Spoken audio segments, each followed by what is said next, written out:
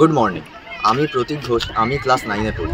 আজ আমি অ্যাডজেক্টিভ সেজেছি, যেটা একটা পার্টস অফ স্পিচের ক্যারেক্টার। অ্যাডজেক্টিভস হচ্ছে এমন একটা জিনিস যেটা কোনো জিনিসকে, যেটা কোনো প্লেস, থিং, এক্সেট্রাকে মডিফাই করে বা তার টাইপসটাকে বলে। অ্যাডজেক্টিভস অনেক রকমের হয়। যেমন adjectives of quality. Adjectives of quality is basically the adjective that describes the type, the quality of any place, thing, etc. For example, আমরা এখন একটা পুকুরের পাশে দাঁড়িয়ে আছি। তো এই পুকুরটা কেমন? এই পুকুরটা খুবই সুন্দর। This place is very beautiful. Beautiful here defines the quality.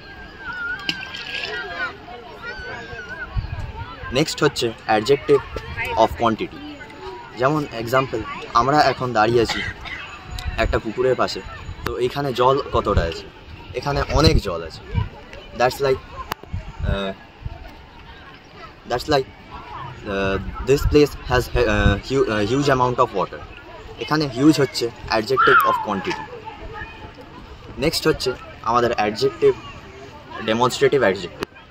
Demonstrative adjective কোনো এমন জিনিসটাকে মডিফাই করে যেটা আর কি কেউ ওন করে, লাইক দ্যাট।